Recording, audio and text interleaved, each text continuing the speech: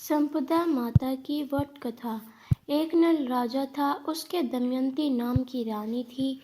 एक दिन महल के नीचे एक बुढ़िया आई जो संपदा माता का डोरा बांट रही थी और कहानी सुना रही थी। वहां पर बहुत भीड़ हो रही थी। सब औरतें डोरा ले रही थी।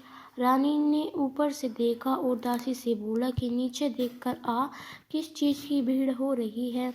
तो वो देखकर आई और बोली, एक बुढ़िया संपदा का डोरा बांट रही है जिससे धन लक्ष्मी होती है।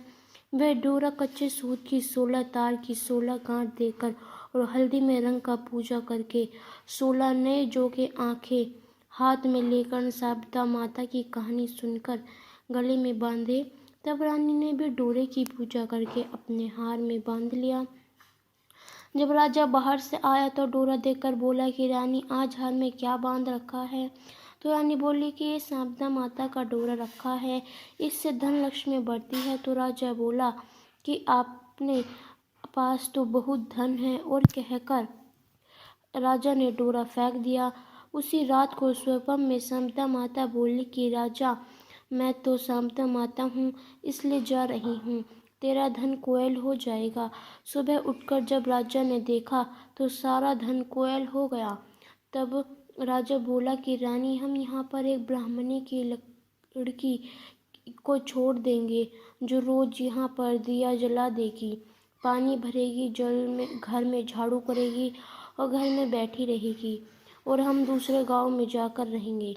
जब वे तालाब पर पहुँचे तो राजा ने वहाँ पर 2 तीतर रानी को लाकर दिए और बोला, तो इन्हें भून कर रख, मैं अभी नहाकर आता हूँ। रानी ने तीतर भीन लिए। तब दोनों खाने बैठे तो तीतर उड़ गई। तो राजा रानी अपनी बहन के यहाँ पहुँचे। बहन ने उन्हें पुराने घर में ठहरा दिया। राजा ने रानी के घर में गए तो वहाँ बहन के सोने का बछड़ा बछड़ी पड़ा था। वह जमीन खा गई। तो राजा रानी से बोला, यहाँ से चलो, नहीं तो अपने सिर चोरी लग जाएगी। और वहाँ वे दोनों चले गए। वहाँ से राजा के 1.25 करोड़ का हार खूंटी पर टंगा हुआ था। वहाँ पर मोर बना था। वह हार निकल गया। तब राजा रानी से बोला कि यहाँ से भी चलो, नहीं तो अपने सिर हार की चोरी लग जाएगी। तो रानी बोली, किसी के घर जाने की बजाय जंगल में लकड़ी काट बेचकर हम अपना पेट भर लेंगे। वह एक सूखे बगीचे में पहुँचे तो बाग हरा हो गया। बाग का मालिक बहुत खुश हुआ। उसने देखा वहाँ स्त्री पुरुष सो रहे हैं। उन्हें जगाकर बाग के मालिक से पूछा कि तुम कौन हो जो 12 वर्ष का सूखा बाग हरा भरा हो गया।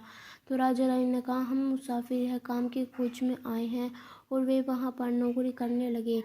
माली रानी से बोली कि तू सिर्फ फूल की माला बाजार में बेच आया कर। एक दिन बाग की मालिन कथा सुन रही थी और डोला ले रही थी। रानी ने पूछने पर बताया कि यह संपदा माता का डोरा है। ने कथा सुनी और डोरा लिया। राजा ने अपनी पत्नी से पल्ला, यह डोरा किसका बांधा है। तो रानी बोली कि ये वही डोरा है, आपने एक बार तोड़कर फेंक दिया, उसी कारण संपदा देवी पर नाराज है। रानी बोली कि यदि संपदा माता सच्ची है तो फिर हमारे पर जैसे दिन लौट जाएंगे।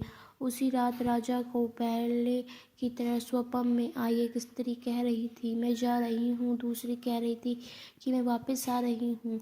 राजा ने दोनों के नाम पूछे तो आने वाली ने अपना नाम लक्ष्मी बताया और जाने वाली बोली कि मैं दरिद्र हूँ। तो राजा ने पूछा कि मुझे पता कैसे चलेगा। तब संपदा बोली कि जब सुबह कुएं से जल भरने जाएगा तो पहली बार जो निकलेंगे वे दूसरी बार में हल्दी का गांठुआ, तीसरी बार में कच्चा सूत निकलेगा।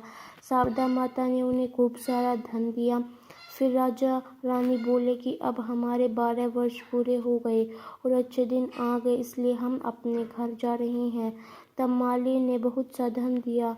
वहाँ से वह अपने दोस्त के यहाँ पहुँचे तो दोस्त ने उन्हें अपने नए महल में ठहराया। फिर राजा बोला कि हम वहीं पर ठहर जो पहले ठहराया था। वहाँ जाकर देखा तो जो हार मोड़ निकल गया था वह हार खूंटी पर टंगा हुआ था और उनका कलंक उतर गया। वहाँ से बहन के गए तो बहन ने उन्हें नए महल में ठहरने के लिए कहा। तब राजा रानी बोले कि हम तो वहीं ठहरेंगे दो जहाँ पहले ठहराया था।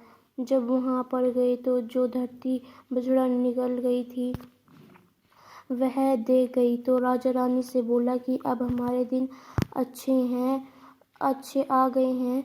वहाँ से राजा रानी सरोवर के किनारे पहुँचे जो दोनों तीतर पड़े हैं। वे समझ गए कि ये वही तीतर है जो उखड़ गए थे। वहाँ से राजा रानी अपने महल की तरफ चले गए तो देखा कि जो दरवाज़ा टेढ़ा हो गया था वह ठीक हो गया। सोने की झारी आ गई, दातन हरी हो गई। जो ब्राह्मण की बेटी दीपक जलाने के लिए छोड़ गए थे उसको उन्होंने अपनी धर्म बेटी बना लिया। उसको बहुत सारा धन देकर उसका विवाह कर दिया और रानी ने शारदा माता का डोरा उजमन किया। 16 ब्राह्मणी जिमाई, 16 चीजें दी, हलवा पूरी की रसोई बनाई। ये शारदा माता जैसे पहले राजा से रूठी और वैसे किसी से मत रूठना। राजा को वापस वैभव दिया वैसे सबको देना। बाद में विनायक जी की कहानी आप सुन सकते हैं।